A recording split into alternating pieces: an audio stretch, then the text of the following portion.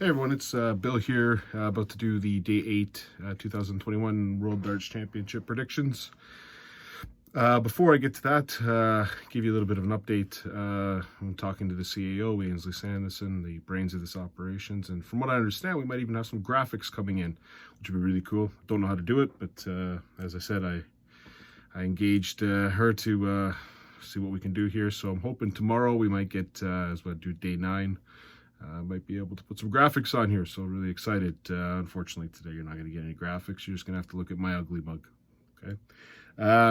So first, before I get into the predictions for Day 8, let's see how I did in Day 7. So I did got 3 out of 4, 3 victories over three predictions, and I had 1 perfect score. So if you look at the Sanderson scorecard there, 3 points for a win, 1 point for getting the extra score. I did really well, 10 out of 16.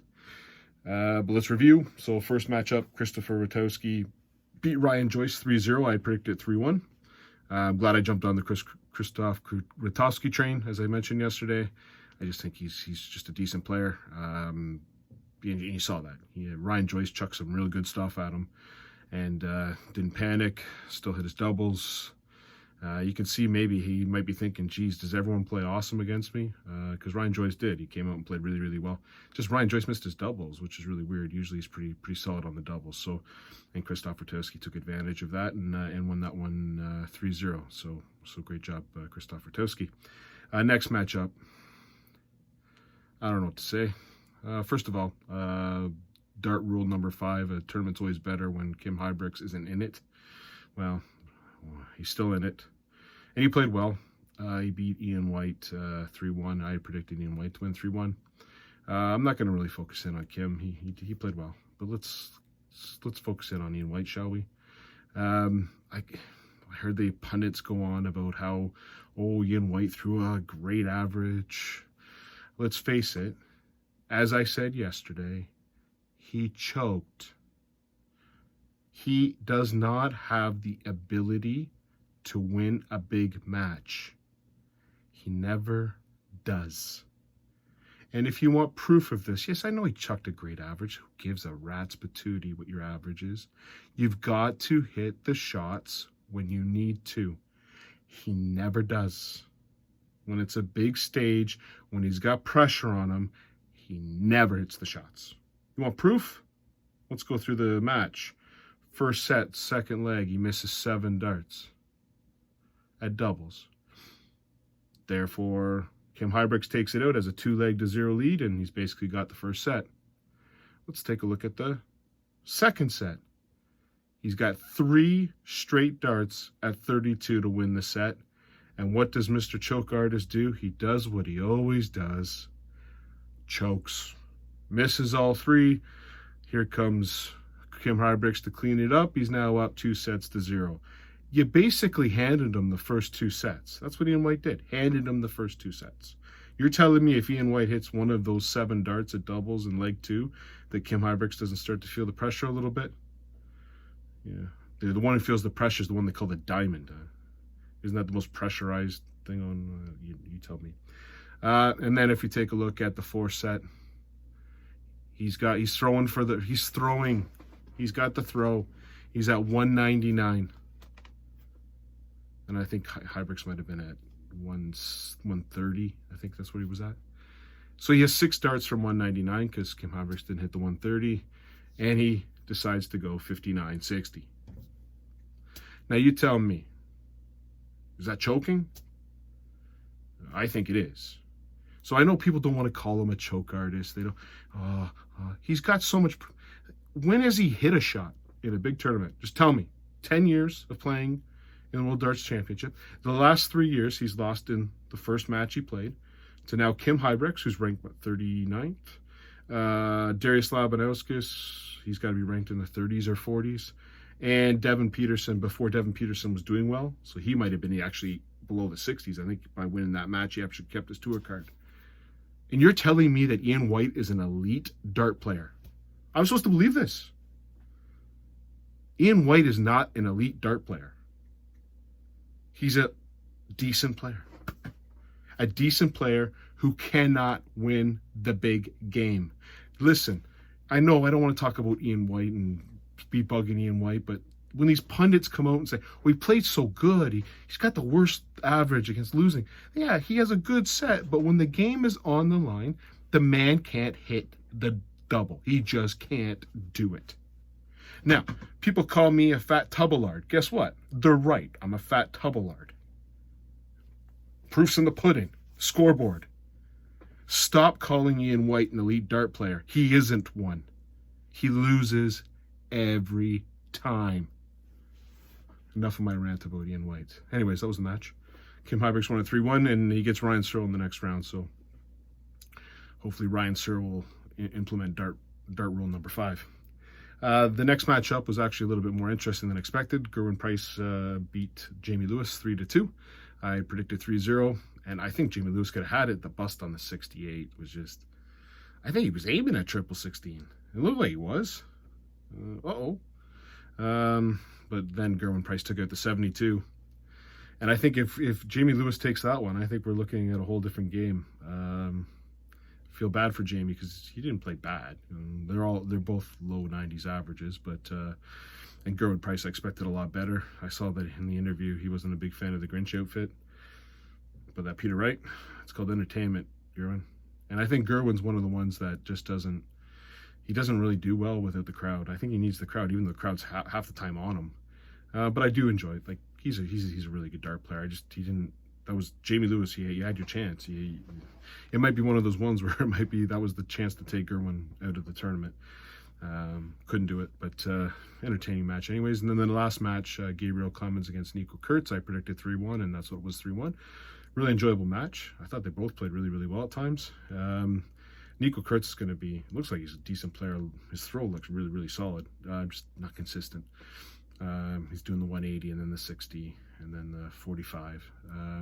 That's why he's looking. If he gets some consistency in his game, I think he won one set where he went 1, 2, 3, 160 and a 161 out. I mean, that's decent stuff. But I guess Gabriel Clemens just probably had a little bit more of more playing time than Niko Kurtz did this year, and maybe the experience shown through in the last set. He didn't seem to like that set where Kurtz took out the 161 would probably rattle a lot of dart players. It didn't seem to rattle Gabriel. He came out really well, so he won that one 3-1. So let's go in tomorrow. First game up. So these are predictions for day 8. Is Brandon Dolan against Edward Folks. Edward Folks came in, played really, really well. Brandon Dolan is pretty consistent. He's a very slow player, but I don't mind his slowness because he actually gets to the Aki in a decent time. He just throws his darts slow.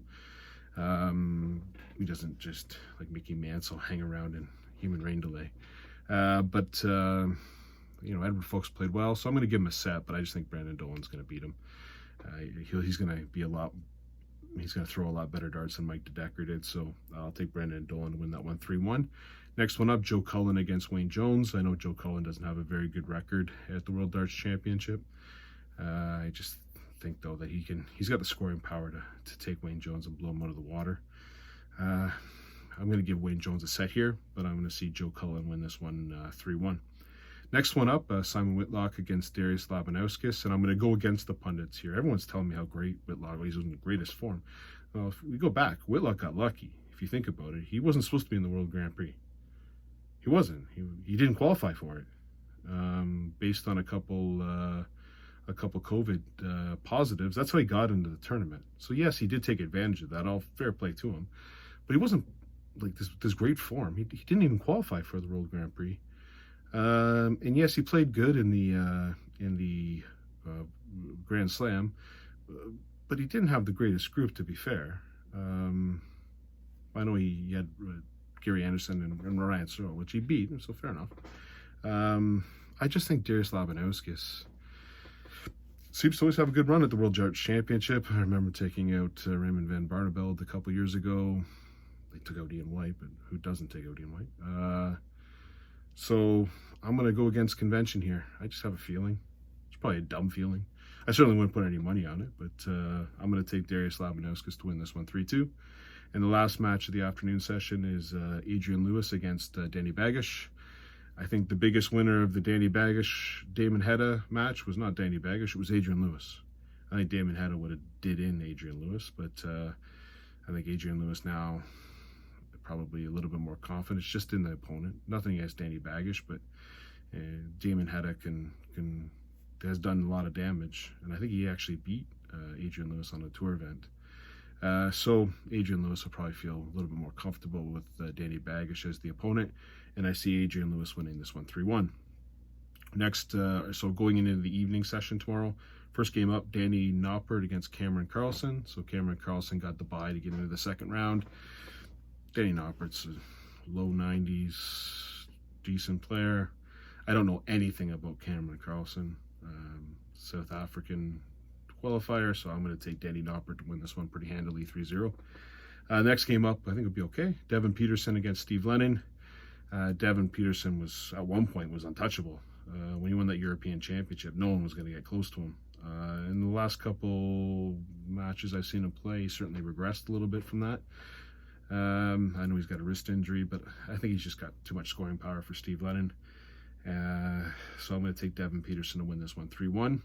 The next matchup, Rob Cross against Dirk Van Dijvenbode. I think this will be a great match. I know I'm going to go against the pundits again. A lot of people are jumping on the Dirk Van Dijvenbode train, taking him to beat Rob Cross. And I know Rob Cross has been someone, most people, when I talk about Rob Cross, who is he? Is he the guy who chucks in 100 averages in world champion, or is he the guy who, that game against Joe Cullen in the Players' Championship was just atrocious. So you don't know what you're going to get. He's certainly not consistent. But I just think World Championship time, he didn't have a great result last year. I just looked for him to win. I think he's going to take a look at his draw and see that it certainly opens up. He's got a shot to do some damage here. So I'm going to take Rob Cross to win that one 3-2. I wouldn't be shocked if Dirk Van Dijvenbode wins this one, and even handily. I'm going to go with the champion from a couple of years ago, Rob Cross, just to get another feeling. Taking one at 3-2. And the last match, Dimitri Vandenberg against the living legend, Paul Lim. I think the living legend's time at the tournament ends tomorrow, unfortunately. Dimitri Vandenberg, again, one of those, he's the opposite of Ian White, actually. He doesn't really play well on the floor, but you get him onto the stage, dynamite. And I think he benefits from the crowd not being there, because he does take his time sometimes. And if you're sitting there taking your time for a double and you're playing on the stage, the crowd's going to let you know about it, and they're going to do the oh and start getting into your head. So I think Dimitri Vandenberg will take this one, and just because he's the living legend, I have to give him a set. So I will take Dimitri Vandenberg 3-1. So just to go through the picks again for tomorrow, Brandon Dolan to beat Edward Folks 3-1. Joe Cullen to beat Wayne Jones 3-1. Darius Labonowskis to beat Simon Whitlock 3-2.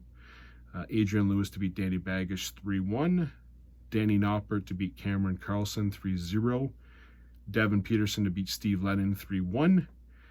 Rob Cross to beat Dimitri Vandenberg, there I go. They got me all confused now. So Dirk Van Dijvenbode. So Rob Cross to beat Dirk Van Dijvenbode 3-2. And in the last match, Dimitri Vandenberg to beat Paul Lim 3-1. All right, enjoy the darts tomorrow. Cheers. And hopefully graphics tomorrow. Cheers.